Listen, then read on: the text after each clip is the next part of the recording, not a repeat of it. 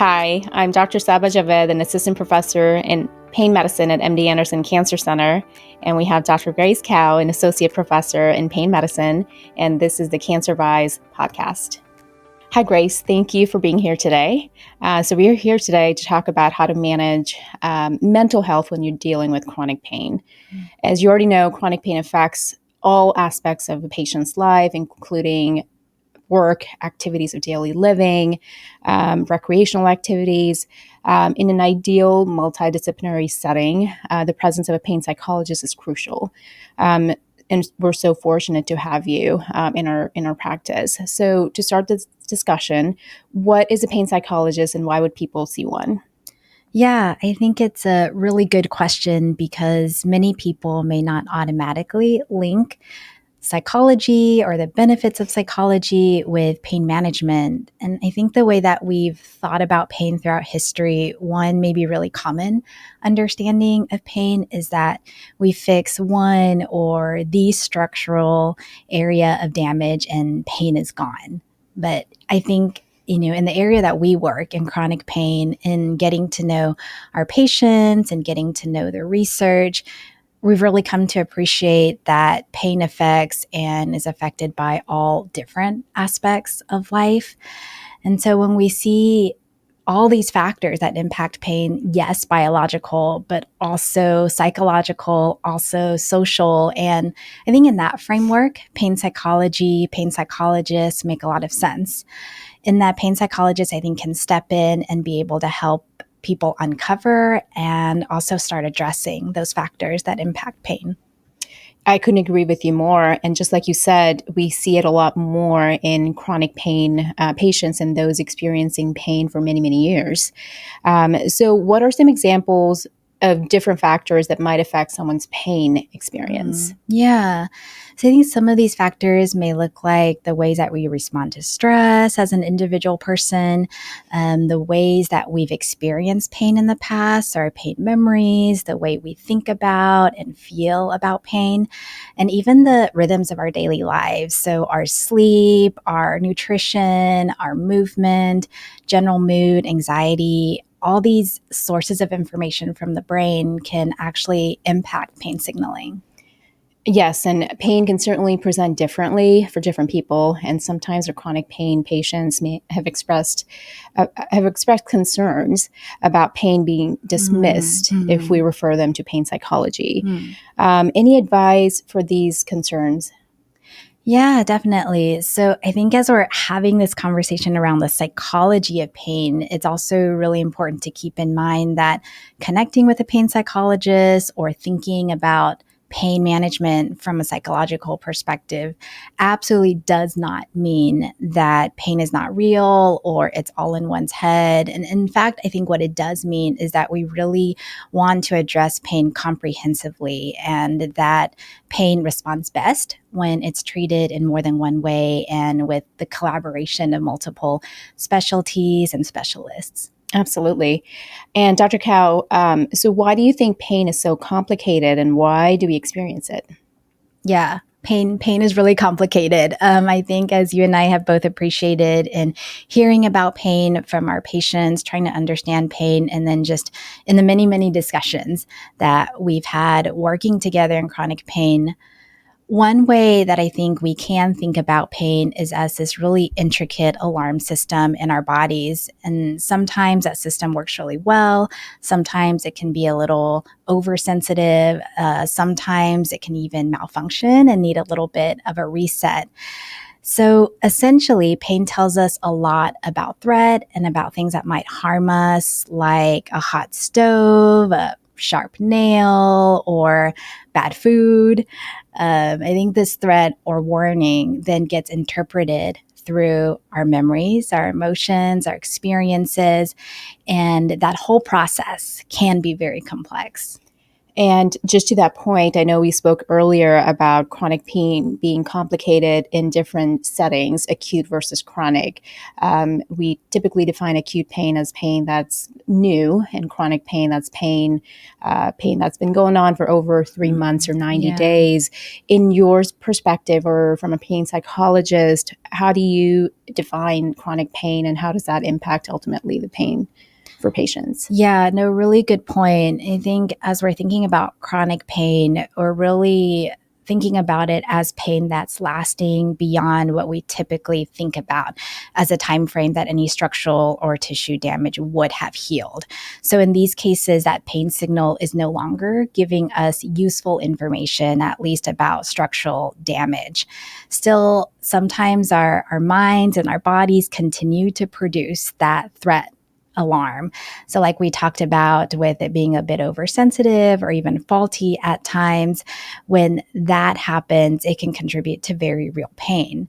Now, of course, I think in some of the cases that we see and with the patients that we work with, there can be other processes that are ongoing, which can make pain even more complex.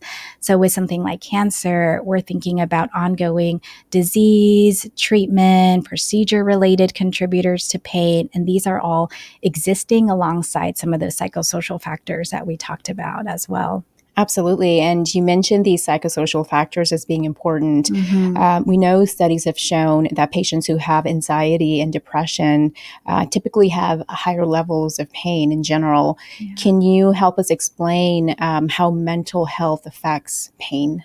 Yeah. So our minds and bodies are so intimately connected. Like if we think about butterflies in our stomach, or someone says they have a stress headache, both of those are really great examples of our bodies really displaying what may be happening with our thoughts and our emotions. And I think, as you alluded to a little bit earlier, just from neuroscience research, we know that low mood, worry, anxiety, all of these things are processed in really similar spaces in the brain as pain. So it makes a lot of sense that they all might impact each other. And I think just from our own experiences too of having had pain. So say if we imagine having body aches with the flu, with it being flu season right now, and thinking about being in that state and just being more easily irritated and frustrated and angry and sad because we can't do the things that we normally would be able to do. And then you multiply that by 1 month, 2 months, 3 months of being in this state where for some of our patients, they don't know when that's going to get better. And so I think as we imagine that prolonged sense of stress, it helps us to connect a bit better with our patients, with friends, family who are navigating chronic pain. Absolutely. And I know many of our patients come to us experiencing significant stress and distress due to this emotional toll that's taken on their lives, as you mentioned. And I believe that a key part of our responsibility as pain physicians, pain providers, is to help alleviate some of this distress. Yeah, no, absolutely. I had a mentor actually when I was going through pain psychology fellowship who would say, we really need to equip our chronic pain patients with this Olympic level coping skill set to help navigate these very formidable and understandable challenges that come along with navigating chronic pain. And I think that's always stuck with me all of these years as one point of respect and admiration for some of the patients that we see, for many of the patients that we see who, some with the help of pain psychology, have developed this Olympic level expertise in navigating how to function, how to live life despite pain. Great advice by your mentor, Dr. Cow. I can see now where your empathy in helping our patients really comes from. It's fantastic. So how does pain psychology help with treating pain? Yeah, so I think given all the things that we've just talked about, the supporting and empowering of patients with pain coping resources, and then helping to identify ways to decrease stress, to be able to address those factors that might make pain worse, is a really important role that pain psychologists can play on the pain management team. And I think that can look a couple of different ways. So maybe teaching and practicing some of these non-interventional, non-pharmacological strategies with our patients to turn down that pain and stress response. It may look like supporting and problem solving with patients to improve quality of life while navigating pain. It may look like providing a safe space to process and address some of those emotional health factors that we just talked about: stress, worry, anxiety, that also affect us when we have chronic pain.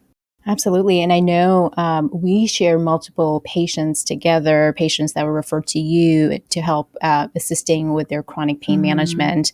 What techniques can patients use to help cope with chronic pain? Yeah, so I think several areas that pain psychologists might look at to work with patients on in helping navigate chronic pain. One area may be biobehavioral techniques or strategies that really turn on the body's own relaxation response. And these may be breathing based, muscle relaxation based, mindfulness, visualization based, all used to help downregulate that pain and stress response. We may also look at cognitive techniques, so ways that we're thinking about pain that might get automatically associated with that pain signal. And these strategies really tap into how sensation can be connected with our thoughts and our emotions and our behaviors to also impact pain. Can you give us an example of this cognitive strategy and how a patient can try to change their thinking about pain? Yeah, so one strategy we may think about for patients whose thinking becomes a lot more absolute or a lot more black and white, where they're thinking about pain and pain limitations, may be something we call thinking in the gray. So we walk through a couple of steps with patients. First, we work on identifying and tracking those thought patterns that might become a lot more narrow. So, for example, if we hear patients talking about or expressing, hey, I can't do anything when I have pain, or when I have pain, I might as well just stay in bed all day, or pain will absolutely ruin my life. In those instances, we take a look at those thoughts and those thought patterns and consider in our black and white framework, hey, these thoughts may be all black, or recognizing that they don't leave a lot of room for other possibilities. And in that recognition, we may also be understanding maybe how the absolute nature of some of those thoughts can actually be promoting more fear or stress or anxiety that can add to what's already going on with pain. So thirdly, and maybe the more important step here, is that we want to play with those thoughts a little bit and introduce more flexibility. So shifting those thoughts into a more gray area. And in these examples for that we just talked about, it may be something like, well, I'm not very comfortable right now.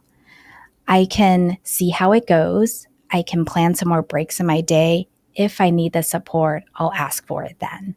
So really being able to change the automatic message sometimes that we have about pain and the message that we give our brains about pain, and help lower that sense of threat and arousal and help, again, downregulate that pain response. Very well said, and thanks for that strategy, Dr. Cow. Anything else you want others to know about pain psychology? Yeah, so as we're talking through all of this, I think maybe one way to sum up some of these themes that we've been speaking about is really to shift our perspective from thinking about pain as a singular symptom to understanding pain as an experience, that pain impacts the day-to-day, people's functioning, people's moods, people's relationships. And in that understanding of pain as an experience, I think there's then an opportunity to look at ways that we treat our bodies, but also look at ways that we are treating and supporting our minds for the sake of better pain management and better health overall. Thanks, Dr. Cow, for being here today and for having this intriguing discussion. I hope this is going to be very beneficial for patients. For more information or to request an appointment at MD Anderson, call 1-877-632-6789 or visit mdanderson.org. And thanks for listening to the Cancer Vise podcast from MD Anderson Cancer Center.